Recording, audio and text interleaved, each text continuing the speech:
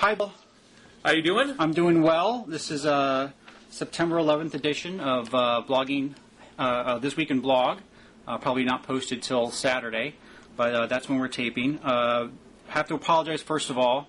There was a technical glitch on Big Tent Democrat Armando's end last week. We were supposed to tape literally minutes after McCain finished his speech, but due to some technical problems, that never happened. But we're back this week. And what happened at the RNC? I haven't got any great RNC stories from you. There aren't. What do you want to know? There was no big tent, no free smoothies, no free massages. No massages? No massages. And since I have to get up super early in the morning, I can't go to the party, so there was no free beer either. So the St. Paul, except for Sarah's speech, St. Paul was a big letdown for me. But you weren't swept up in the Palin-mania? Yes. Well, I'll cop to that early on. I'm a huge Sarah Palin fan. Love her to death. Were you a solid Palin fan before she was nominated? Actually, had you even known who she was? I was. I did a bunch of radio interviews for just small Fox News radio morning shows, both while I was in Denver and when I was in St. Paul. I didn't get the question in St. Paul, but I got the question often in Denver. Who do you think the McCain's going to nominate? And my stock answer was always, I think it's going to be Palin, but I hope it's Palin. And, of course, all but one of the hosts asked, then who's Sarah Palin? So then I had to explain Governor of Alaska. And, of course, I love her because, she sued the Bush administration about the polar bear ruling from the EPA. So, that's part of the reason why I loved her for a while. Other people might have different reactions to that reason. That makes her qualified to be commander-in-chief, I think. It's just funny to me, I've heard of all summer that Obama was an empty suit who only could give a speech, and we now are all in love with Sarah Palin because she gave literally one speech, the same speech now multiple times over the past week, and pretty much that's it. Like I said before, we've talked about the polar... And she hates polar bears. I should add that now as a reason. I've expressed my interest in the listing of the polar bears before, and I've praised Sarah on this program for filing that suit. So I've been a fan for a while. I can't speak for everyone else. But I did want to pick up on a post that I never got to ask Armando about to kind of kick off our discussion here. Armando from Talk Left. Yes, Big Tent Democrat.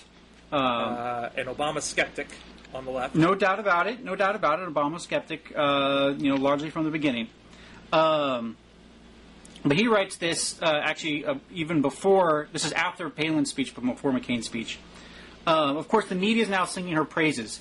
Given the portrayal of Palin by the left blogs and echoed by the media as an incompetent, the expectations were below the basement. It seems clear today that some of the left blogs and other Obama supporters have proven again to be Barack's worst enemies. The Obama campaign spent the last week trying to drive the conversation back to McCain as Bush's third term. The left blogs would have none of it, nor would the media, especially the Obama News Network, NBC. Because of that, Palin strikes a tactical win last night, but the opportunity was bigger and was completely missed by the Republicans. That last line being a critique of her speech. He, of course, did not like it, but was arguing that the Netroots had made her job a lot easier by their outlandish criticisms. Do you want me to mention the worst of them, or can we just stipulate that the attacks on Sarah Palin have been highly personal and, in the case of some bloggers at The Atlantic, just really, truly disgusting and subhuman? That's a little broad brush. I think there's been some of that, but I would not say that is the entirety, by a long shot, of the Sarah Palin critique. No, I'm not saying it's the entirety, but would you say there was a strong element of that? There was a strong element of that. Would you acknowledge that there has been a strong element of personal attacks on Barack Obama then and now? None about his daughters. About his wife? Oh, well, his wife is actually on the campaign sale stumping for him. I have no problem with people. Well, Todd hasn't stumped for him yet. I believe. I'm not a fan of attacking Palin's family, but they are all on the trail. But they're not actually on the stage stumping for him. They are being used as props.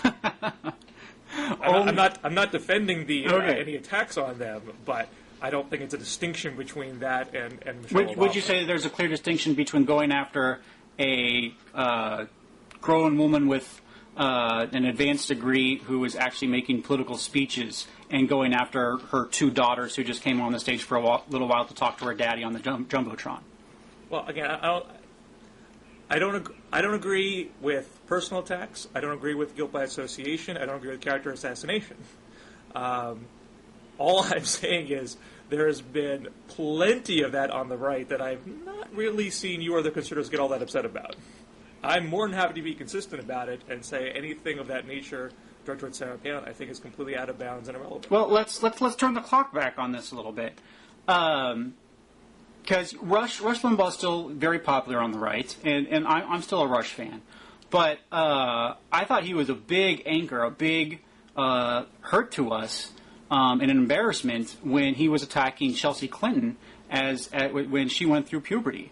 And I guess what my question... As John McCain did as well. Right. And so I guess my question to you is, do you believe that the Andrew Sullivans of the world and... Andrew Sullivan's not on my team. But he is. There is no bigger Obama fan in the world. Today. There is no bigger Obama fan in the world than Andrew Sullivan. Wait till February 2009. Would you say... do you believe... Well, you're obviously trying to distance yourself from him, so do you think he is hurting Obama's cause? Well, let me speak generally about the rumor-mongering part of this in general. Sure. I mean, I don't agree with rumor-mongering. I don't agree with personal attacks. I don't really think that has been very dominant here. Because most of that stuff, there was sort of a bit of a... I mean, if anything, because the... McCain campaign clearly did not properly vet her from the beginning. That you have a feeding frenzy moment where everyone is kind of piling in, whether it's anonymous viral smearing or whether it's legitimate blogger investigation or whether it's professional investigative journalism. There's now this sort of chase on to try to find out who she is. And there's been plenty of that stuff going on the right as terms of Obama now for over a year now. That happens when you have someone who's new on the scene. Everyone tries to do you really know who so-and-so is? And then you throw out all sorts of crap on the wall and see what sticks. There was, I think, an element of expectation setting that, well, I mean, I would say this. I don't think Palin gave a mediocre speech that cleared a low bar. She gave a killer speech, period. I don't know if the bar was set higher, that would have lessened the impact of the speech. She gave a good speech.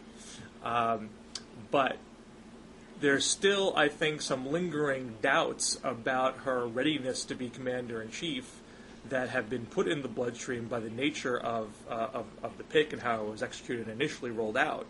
That could still blow back on the McCain campaign. You still now have an immense amount of poking around in Alaska right now. I don't know if all these traditional news outlets would have put the resources in to send people up to Alaska to try to dig all this stuff up if there wasn't a sense that they might actually find something. So it's not clear to me that this burst of activity is going to be harmful to the Obama campaign, helpful to the McCain campaign in the end. Let me just read two quick blog posts and then cite a poll, and then we'll transition a little bit. But Ross Douthat wrote early last week, judging by my email, a number of readers seem to be under the impression that we've been witnessing in the media and online over the past couple of days is a very serious, nuanced, and thoughtful exploration of Sarah Palin's record in Alaska politics, a comparison of that record of her Democratic opponents, and a sober discussion of whether she has sufficient experience to step in and run the country should John McCain, God forbid, die in office. If that's what you seriously think has been going on lately, then you should probably look elsewhere for analysis of the media's Palin coverage, because you and I are living on very different planets. And then a similar thought was registered by Camille Paglia over at Salon. She wrote in a much longer essay about Palin. Over the Labor Day weekend, with most of the big enchiladas of the major media on vacation, the vacuum was filled with a hallucinatory hurricane in the leftist blogosphere, which unleashed a grotesquely lurid series of allegations, fantasies, half-truths, and outright lies about Palin. What a tacky low in American politics, which has already caused a backlash that could damage the Obama campaign. When liberals come off as childish, raving loonies, the right wing gains. And of course, Camille being more of a libertarian, left sympathetic, is more upset about right wing gains than I have.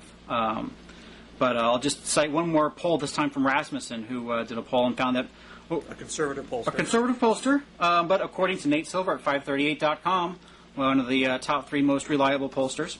Well, I like Nate Silver, but I don't agree with that assessment.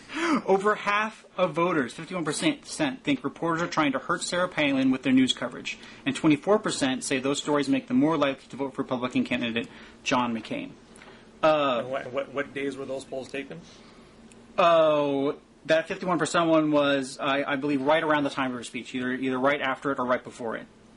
I would gather that a reputable pollster, not Rasmussen, took a different poll now after about a week of gushing Palin press, that you might not get the same result. Possible. Although it hasn't always been that gushing. Well, it hasn't, and so all this activity that's going on, some of it I think is illegitimate, some of it I think is legitimate. The biggest thing that's broken out this week was that she is lying about her record on the bridge to nowhere. And that's a perfectly legitimate thing to say. It is an essential part of the argument that the McCain campaign has put out, that she is a maverick reformer just like me, who hates earmarks. When it is now a demonstrated fact and has something that's percolated up through the blogosphere and has gone into traditional media, not maybe as dominating as I would personally like, but it's certainly out there. That she was actively for the project, actively for the congressional delegation to secure financing for it, and only put the nail in the coffin on it when it was abundantly clear that it was not going to happen. Yeah, she was for it before she was against it, but does that make her a liar? I don't see the lie here. The lie is that she told Congress thanks but no thanks. That's a lie. But Alaska still did get $113 million for the bridge from Congress, correct? Well, they in the end got money that was not designated for the bridge, that she could spend however she liked. No, it was cut. Originally, $223 million was allocated for the bridge, but a total of $113 million was budgeted for the bridge when she assumed office in 2007. Okay, what's your point? My point is that at that time, at no time was the federal money going to be enough. It was always going to require state money. At that time, when she got the $113 million from Congress, she had a couple of budgetary options. She could have drawn on federal and state monies to fund the project fully and go ahead, or she could have deferred the project, or she could have put the nail in the coffin. And what she did is she ended it. So she did stop the bridge to nowhere. But she that's because when it became a political hot potato. And I might add that there's a road now being put out, towards that same area, which seems to indicate to me that there's still some inkling of folks wanting to still have the bridge. But to say that she said thanks but no thanks is to seriously imply that she was against it from the get-go. When she only reversed course on the bridge when the politics changed. She actively campaigned for it. She told the folks on the island that I don't think you're nowhere. She said that she wanted the congressional delegation to assist with the financing. She did not simply say thanks but no thanks. Yeah, she never said she led the fight against it. She just said thanks but no thanks, which since the state got the $113 million, she did. If that's where you want to end this discussion on this parsing and nuancing, have at it. I don't think. I'll go ahead and read another blog post. This time from Rehan Salon over at the Atlantic. He writes, quote, summarizing another blogger's post on the subject. To summarize, 1, Congress reversed its decision to earmark funds for the bridge, but funds were still allocated under Alaska's state budget. Rather than seek federal and state funds for the bridge, Palin zeroed out the project over the objections of many powerful and influential Alaska Republicans. 2, federal funding represented only a small portion of the bridge. In truth, termination of the funding for the bridge was the first and foremost a move that benefited Alaska's own taxpayers, though it's certainly true that federal funds will now go to other, hopefully worthier projects. And finally, Palin has worked to limit earmark requests for Alaska. Total requested funding has fallen from $550 million to $200 million, which hardly seems trivial. So he concludes, so we'll stop hearing that Palin lied about the bridge to nowhere. I'm guessing we won't. Well, as we always like to say, we're getting our asses kicked. When you're explaining, you're losing. And on this point, you're losing. Maybe not you're losing in the entirety of the Palin coverage, because I don't think this is broken through as much as other things. But none of that negates the fact that she was for the project. As you say yourself, she was for it. She wanted the congressional delegation to help finance it. When that was clearly not going to happen, that's when she changed her position. Yeah, I mean, we'll see. I mean, that's part of the reason why the McCain campaign is just not going to back down on it, because they don't believe they've lied, and so they're going to keep repeating it and keep running their ads, and we'll see if the narrative is able to develop. But let me just point out, another thing that undercuts the narrative is that Josh Marshall and Keith Olbermann and all of them keep trying to have credibility on this issue, to say that, oh my God, the McCain campaign is lying on this, etc. But there's just so many individual policy items upon which the left-wing blogs have been 100% long and have been spreading lies about Palin. Well, we both tend to do this sometimes, I'm sure, but be a little more surgical. Oh, I'm about to. I have a list. What blogs are you referring to? Let me see here. First of all, the rumor about her personally killing wolves from the air. She never did that. Yes, she did. But she's supportive of the policy. She's supportive of the policy, but only to support. Who said that she personally only support that? Moose and caribou populations. Who said that she personally did that? I have a long list here that Charlie Martin with Pajamas Media put together.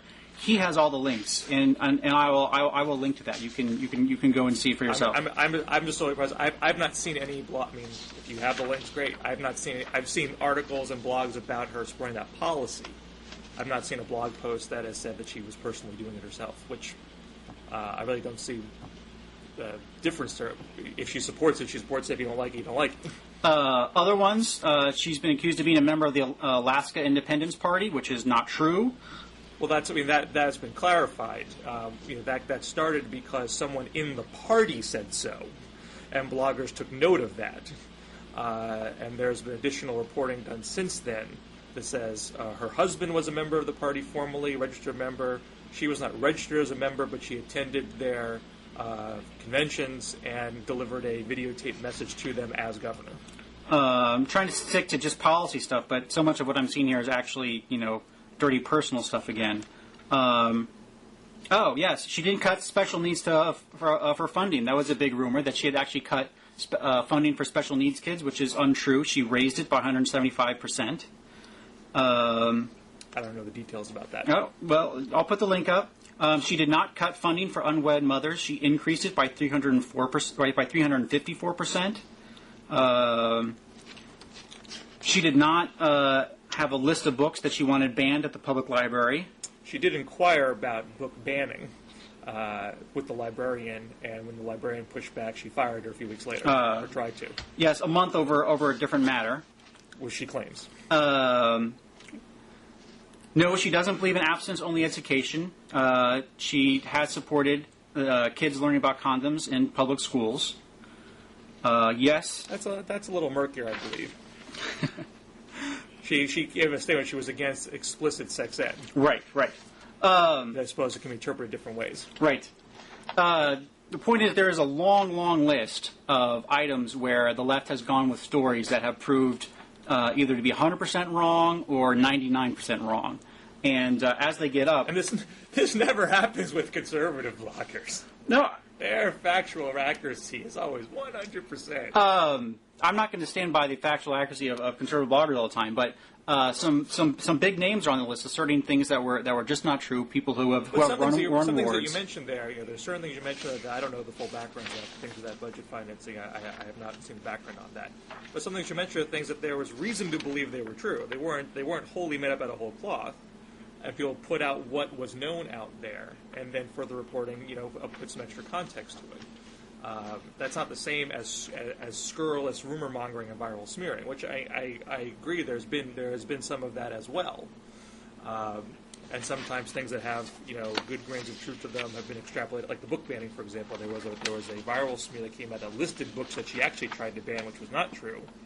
But the nut of the story that she clearly was interested in book banning at the local library was true, and that is disturbing on its own merit. I think the larger point here is that the left was trying to be a good ally for Obama and put out as much opposition research as they could. However, and there's a hierarchy to these things. Of course, you have Daily Kos diaries, Democratic Underground postings.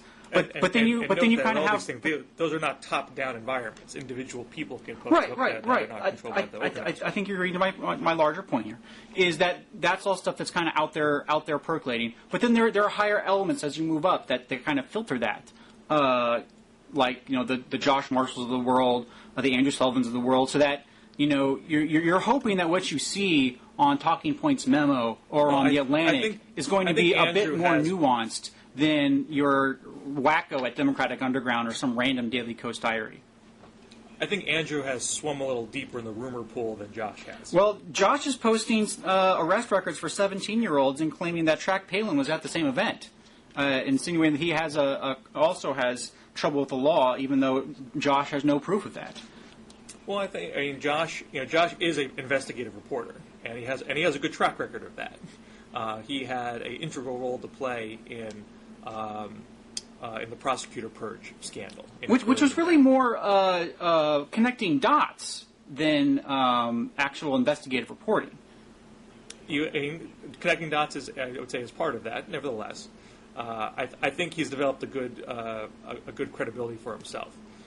So he might feel that he's onto something, and he is putting up information as he gets it in a transparent way. And we'll see where it goes. I guess that's my point, is that Josh Marshall is more of a credible source, and yet we've seen a lot of the same garbage on his site. And I don't know if that's garbage yet. Okay. I guess we're diving into 17-year-olds' arrest records. It's not an issue. It's not policy. I'd far rather this be about policy. That's not where I would put my own personal resources. But they have put Track Palin out there as a political prop. What would you have preferred they do with him? All I'm saying is, if you're going to put your kids out there like that, don't be surprised if people want to dig up and try to find the full story. So I'm looking forward to Josh's next expose on Barack Obama's daughters. You got something good on him? I'm not going to look. I'm not in that business. If one of their daughters got knocked Josh up is. and was put on the stage of the convention, do I think they've already been on the stage of the convention. That part's done. And I would add that Byron York at the National Review made an excellent point about that, and it was a very honest post, that if Barack Obama did have a pregnant teenage daughter that was brought up on stage, conservative bloggers would have gone apoplectic and attacked them for being a dysfunctional family. What was wrong with black society? Yeah, I'm going to disagree with Byron there. I think they would have been a bit more nuanced, especially considering the sensitivity of the race angle. Unless you can name... Because they've always been so sensitive. They've gotten better. Sticking on Sarah, but unfortunately not yet moving to issues. I guess we can blame the McCain campaign, because they said this election was going to be all about personality, not issues. But I just wanted to highlight some posts about the kind of cultural war that the Palin pick ignited. And this was Ross had an early post in this even before Palin's speech, but more when the announcement first came out. This is in reference to his book, The Grand New Party. One of the most common readings of The Grand New Party from liberals and conservatives alike was that Ryan and I were proposing the Republican Party tack toward the center, becoming more moderate on economic issues in order to appeal to the American middle, rather than to the conservative base. Sometimes I agreed with this reading of our proposals. Certainly the book breaks with conservative orthodoxy in a variety of fronts and draws out some of the smarter work being done on the center-left and some of the policy ideas advances. But it also shared the take of a highly intelligent friend who read the book... But I also shared the take of an intelligent friend who read the book in galleys and remarked to me over lunch one day that if our ideas were ever operationalized, If the GOP became more explicitly than it already is the party of working class America and wove a pro-family message through its economic as well as cultural agenda, nobody in the media would end up calling the result moderate or centrist. The chiding classes are already inclined to treat the Republican Party as a gathering of gun-toting yahoos with too many damn kids. If the GOP made its working-class populism more explicit, adding economic as well as socio-cultural elements, and found standard-bearers who embody the background and aspirations of the Sam Club's demographic group more completely than a son of privilege like George W. Bush, the results would lend themselves to even greater hysteria, condescension, and demonizing of than the Republican Party current incarnation. I think the coverage of Sarah Palin to date, by colleagues I used to respect and publications I normally admire, at least partially vindicates this theory about the reception that would greet the kind of GOP I'd like to see, which is a sobering thought, to say the least. Do you have any favorite posts about the culture wars that have erupted since Sarah's come on the scene? Well, I'm not. It's very clear to me that her pick was designed to try to reignite a culture war. I have not seen one liberal post that criticized her for owning guns. I've not seen a post that criticized her for having 5 kids, or even criticized her for having a child that she knew had Down syndrome. To the extent that I think there's been criticism about her daughter's pregnancy, it's a question about hypocrisy on policy, which you might argue is not accurate. Again, I don't know the background of these budget areas, but it's an interest to get it back on policy, not on her, and the fact that she's made personal family choices to say that everyone should be able to make those same personal family choices. So it's obviously a desire on the right to have a culture war. But I don't think you're seeing folks on the left really eager to have one. If anything, I think there's been a series of posts, and you look to my colleague Rick Perlstein, you can look to Digby. Forgive me for not having the details of their post at the top of my fingertips. Maybe I'll try to get the links up elsewhere. There's definitely an interest in trying to explore what this means as far as a right-wing driven culture war is concerned. Rick's had his whole book, Nixonland, talking about how Nixon's polarizing politics still define politics today, and this is certainly very much in that vein.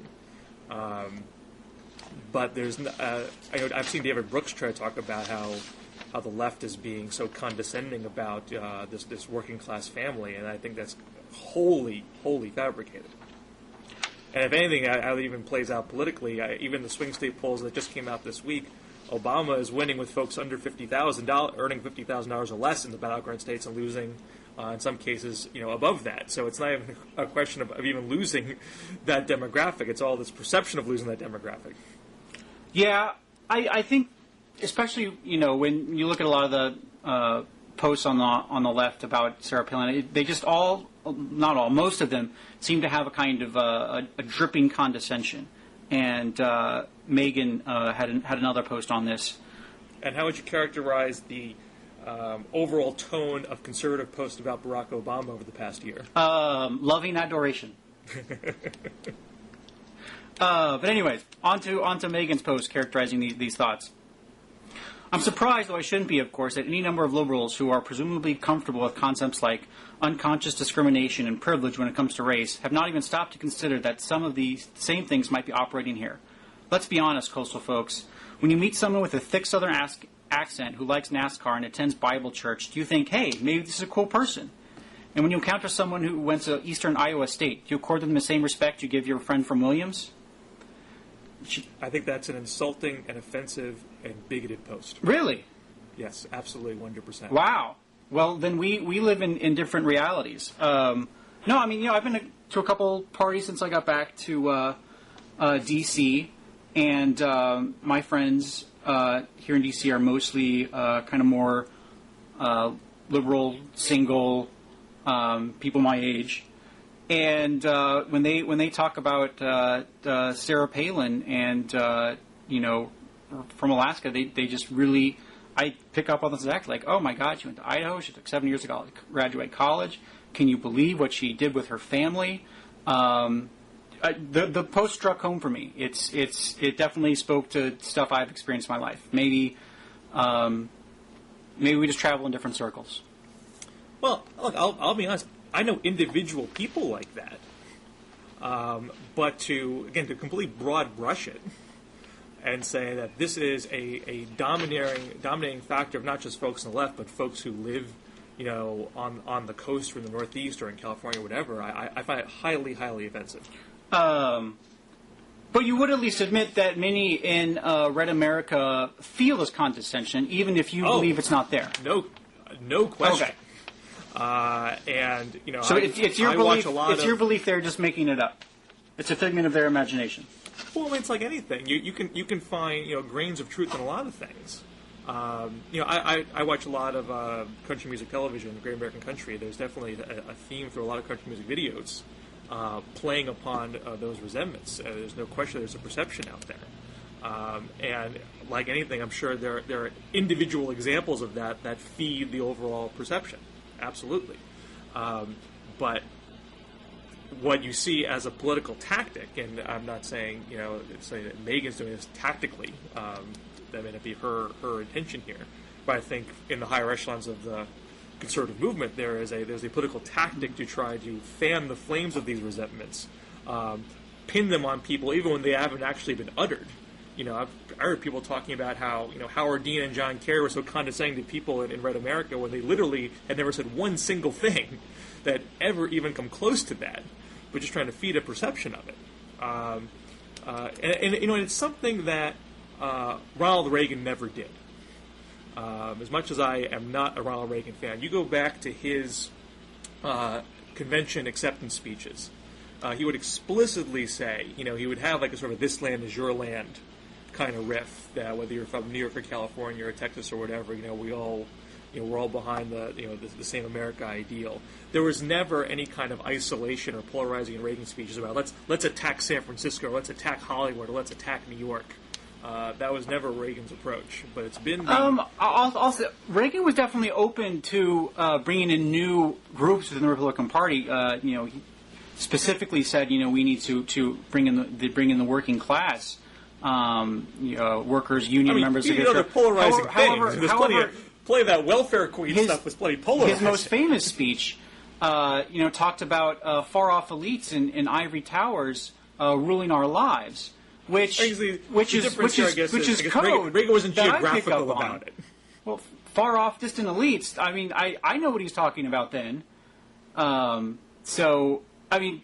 wasn't as geographical. He wasn't pitting parts of the country against each other. In that respect, I'm not. Believe me, I'm not a Ronald Reagan defender. But you have never seen. You literally see it at Republican conventions now. Attacks on parts of the country. If you live in this part of the country, you're somehow less American than other parts of the country. Whoa! You've never seen a Democratic convention, explicit attacks on Alabama or Texas or Mississippi. That never, ever, ever happens. You didn't see that in Scher's speech, though. The only line about Scher that was regional was about San Francisco in reference to Barack Obama saying one thing in Pennsylvania, another thing in San Francisco. There you go. That's it. One example's enough. Okay. Well, yeah. I guess you can look at that as an example of bad-mouthing San Francisco, but I think it's more of an example of showing Barack Obama condescending to Red America, and a pretty damn good one at that. It's not showing anything. It's making up something and trying to play upon existing resentments based on perception. It doesn't actually. There's no QED at the end of that attack. Yeah. I guess we're going to agree here because I guess we're going to disagree. I think there was pretty much a QED. Give me an example. Obviously, people look at the bitter comment. Right. That's what we're talking about. That's what she was talking about. But if you read that in the full context, I don't think there was a whit of condescension about that. If anything, it was deep respect for the fact I'm sure people in Pennsylvania felt that it was a comment of deep respect. Well, and that's why he's still winning in Pennsylvania. But I do think it was if you read the full context of that quote, it was a deep respect that here is people who have been hurting for decade after decade, and they've heard promise after promise from folks in government that have never come through. And that's why when you try to come in, this was the point of his argument, when you try to come in and make a pitch about how government can help, that they are cynical and resistant to that for good reason. And therefore they're more focused on other issues that are not about government policies. That was the clear context of the quote, and it's a perfect example of how taking on perceptions and resentments that exist and fanning the flames of them, opposed to how Barack Obama tried to handle that sort of thing after the Jeremiah Wright flap when he gave his more perfect union speech, where he specifically tried to understand the resentments of people on all sides and find common ground. That never, ever, ever happens in the conservative movement. Yes. I mean, we'll just have to disagree about the underlying respect in Obama's guns and clinging to guns and God speech. Fair enough. But now that we have this culture war and well, I'm not engaging in a culture war. You guys are. Okay. Now that the campaigns are engaging in a culture war, in a policy war. Now that the campaigns are engaging in a culture war, we have. I don't think the Obama campaign's in a culture war. Okay. You keep stepping on my transition here. Now, how about this? Now that Sarah Palin has excited the Republican base, it appears that we have a real race on our hands. I accept Thank God. Okay, so one of my favorite blog headlines of the week was from Patrick Affini at The Next Right, who wrote, "Holy crap, we could actually win this thing." Now, does that make conservatives happy or unhappy? Depends on the conservative. I think Patrick is actually happy. So I know you've not been a McCain fan for a long time. I don't know why we have to bring that up, but yes, it's true. You are. I know you're a Palin fan, as you Right, said. right. Will you swallow McCain to get to Palin? Yeah, I mean, I've always been a fan of getdrunkandvoteformccain.com. So, I guess this is a question of if you can speak for the conservative blogosphere. We seem to have a situation where Palin is literally strapping McCain on her back and trying to drag him across the finish line. yes. They're afraid to even have, a series of events of them campaigning separately for fear that McCain won't be able to turn out a crowd. That already happened. Right. So let's say she is actually able to do that. You're still going to be living under the thumb of a President McCain who you seem to have some very deep distrust about. Yes. Why would that change with Reagan picked George H.W. Bush as a VP to try to get Republican moderates, still very much governed as a conservative. Why would you think McCain's governing would be any different after the pick of Sarah Palin? And not just you, but what are conservative bloggers feeling on that point? Because they've been sort of the bigger McCain skeptics in the conservative movement. Right. Jim Manzi had a great post to the corner that really looked at McCain's speech and pretty much panned it. But he's in the minority. I think I'm in the minority too. If you look at the reaction in the corner after McCain's speech, it was 95%. Gangbusters. He did awesome. Same with Town Hall, and the rest of your kind of community sites. I think most people in the conservative blogosphere now feel like Patrick that there's actually hope, that McCain actually has a chance, and that they are sincerely excited about the possibility. Now, illuminate me here. When you go to CPAC, yes, there's always talk about there being three stools of the Republican. I'm with you. I'm with you.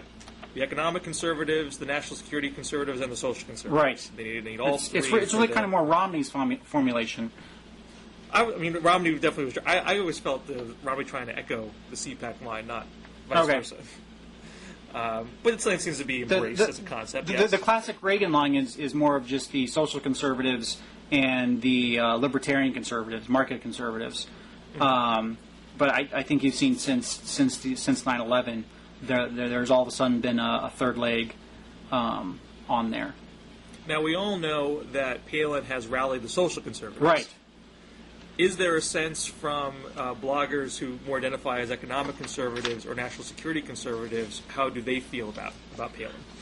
Yeah, well, I have some interesting quotes on here because I'm a big Will Wilkinson fan, and he's by no means a Republican fan of any type, but he loved Sarah Palin. Now, she has sort of a mixed record when it comes to taxes. Right. And she has no national security. Oh, I'm sorry. She does govern a state that's next to Russia. Correct. And she is the figurehead of the Alaska National Guard. Right. So she does have some national security experience. Apparently. Right, about as much as Obama. But we haven't really seen her articulate her own foreign policy vision. Right. What does that have to do with the libertarian conservatives? Oh, it would have to do with the national security conservatives. I can only answer about so many conservatives at one time. It's such a rich, diverse movement you have. Yes. But are you going to let me read Will's Sarah Palin post now? Please. Okay. Whew. No. Okay. Let's see here. Okay. He's explaining why he likes Sarah Palin. I tend to think both rationally and morality require that we often disapprove of or discount and override our gut reactions. That said, my gut found Sarah Palin enormously appealing. First, let me get this out of the way. I think she is a tremendously sexy woman. How this will affect the race, I have no idea, but it's just got to. He goes on, Palin exudes a sexual confidence and maternal authority which in relatively conservative culture like ours is the most recognizable and viscerally comprehensible form of female power.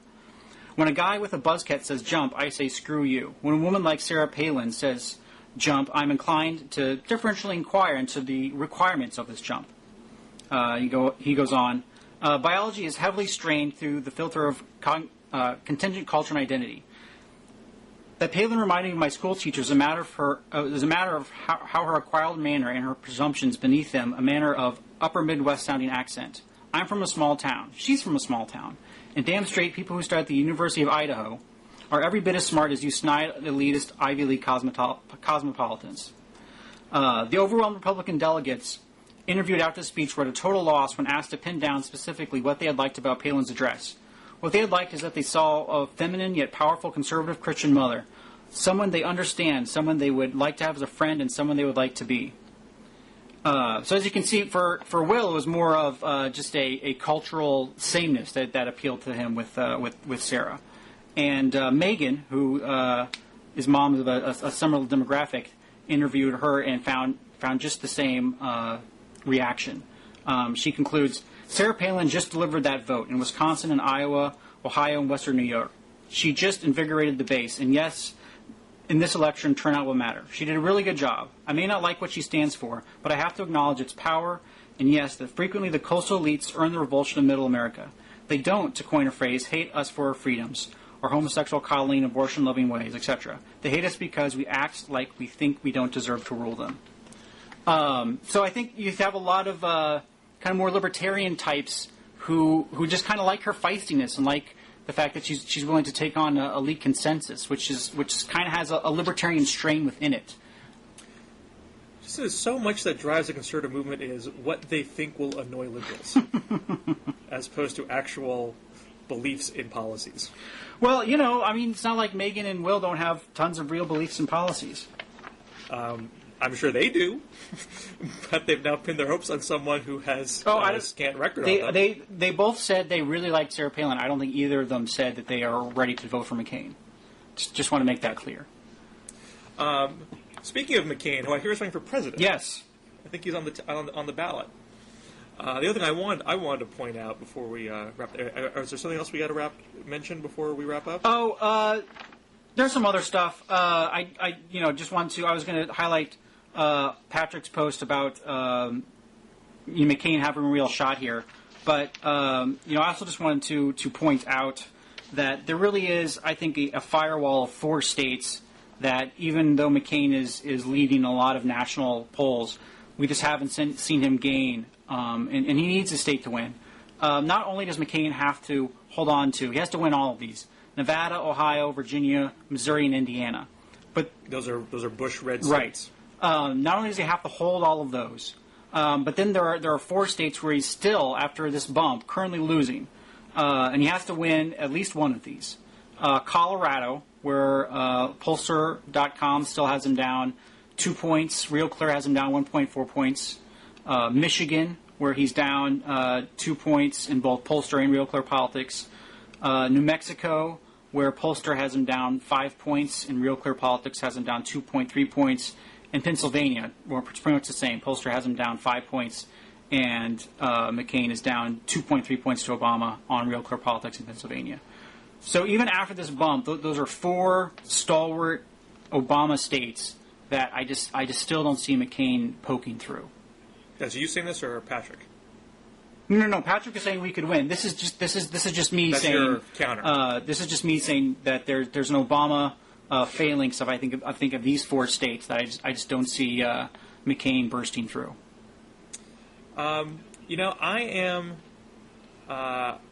I'm still, generally, my general assessment is that Obama will still win, but I'm very hesitant to rely on state polls, particularly these aggregators like Real Clear Politics and Pollster, who are just taking what poll information is out there, because there's not a real sense of quality control with these state polls. Particularly when you have, it's very easy to toss off a poll and get a headline out of it, as as MSNBC has said. Watch out for poll organizations that go for the headline and not for something accurate. So it's really hard to know on that grounds if we're getting something that's of good quality. Not to mention that as a general rule, whether it's state or national, every pollster is having to guess what the demographics of the turnout are going to be and having to weigh their samples accordingly. And so all that is educated guesswork. I think at minimum, and we'll see if the polls after, you definitely see a trend towards McCain coming right out of the convention, relative to where things were in the summer. We'll see if that's ephemeral or not, a week or two from now. But at minimum, it would seem to me that it's going to keep the race close. And if it's going to keep the race close, then it's a question of getting your troops out.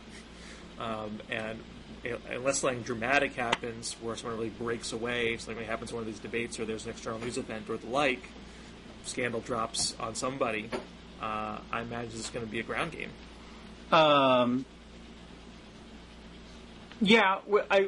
guess I just ask you this: do you think Obama needs to be doing anything differently as far as trying to turn the tide around? Well, and I think you read liberal blogs. There's one post on HuffPo by Adam McKay, who I believe is the director of Talladega Nights. Had a post that's titled, "We're going to freaking lose this thing." All right. And that, I think, generated a lot of attention because there's always a pessimism and an anxiety and a skittishness, on the left. There's always a sense that we're all thumbs. Karl Rove's going to whoop us again, all that kind of thing. And that post really kind of tapped into the pessimist strain. I think there's an optimist strain as well. Well, let me just say there's been lots of talk on Open Left about Barack Obama needing to attack more, or whether he should ignore Sarah, pay attention to Sarah, what he should be doing. Everyone's in armchair quarterback mode, I would say, and my general take, not that there's always room for some constructive criticism, but for a lot of times, a lot of these sorts of blog posts, I think, are giving advice that it's not new information to the Obama campaign. This is not a group of rank amateurs running the show, and Obama himself has shown himself to be a pretty effective. Well, we also have to remember, though, it's the first time in his entire life that Barack Obama has faced a Republican opponent. It's not like he's a veteran of this type of politics. Well, at the risk of reopening rifts in the Democratic Party, I do think that the Clinton campaign, I think by design, ran a lot of types of attacks that you would get from conservatives as a way to show this is what this guy's going to put up with. Let's see if he can handle it. As much as I love Hillary, she's still not a Republican. There have been no new attack lines that have been opened up. There's all ground that's been covered before. And so I thought the community organizer may not have been new ground, but it definitely had a new punch to it. And if you notice, McCain ended that after 24 hours, and just tonight he's going to have to do an entire forum on national service. We'll see if that comes up tonight or not. Also, we'll know by the time this is going to air on Blogging Heads. I think he saw there were limits to that attack line as far as reaching the middle of the country. But for the most part, what we've heard is what we've heard. And I don't think Obama's going into this with any sense of naivete, a sense that they can kind of,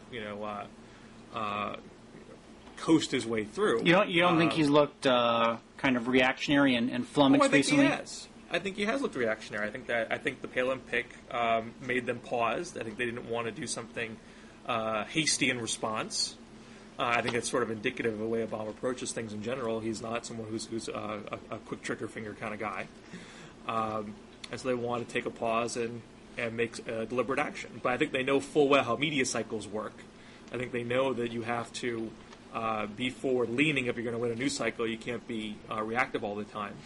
So what's an example of the past week of them being forward-leaning? I mean, it just seems like this week... I don't think there has been so much. I mean, just think this week he had that education speech roll out, and, McCain came back with the sex ed ad and the lipstick on a pig, and it was McCain's agenda all day pretty much for the next 2 days. Well, I think that's largely true. Although I would say that many of Obama's best moments have been when he's lifting the veil on the silly season, when he's gotten boxed in on certain things like calling him a plagiarist, comparing his words to his friend Deval Patrick's, that sort of thing. Yeah, but we haven't seen that this week. Talks about how stupid we haven't seen that Obama this week.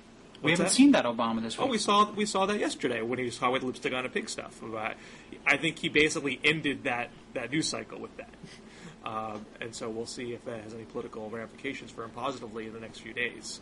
But it was a moment where he was like, there are a lot of serious problems in this country, and this is the junk they want to talk about.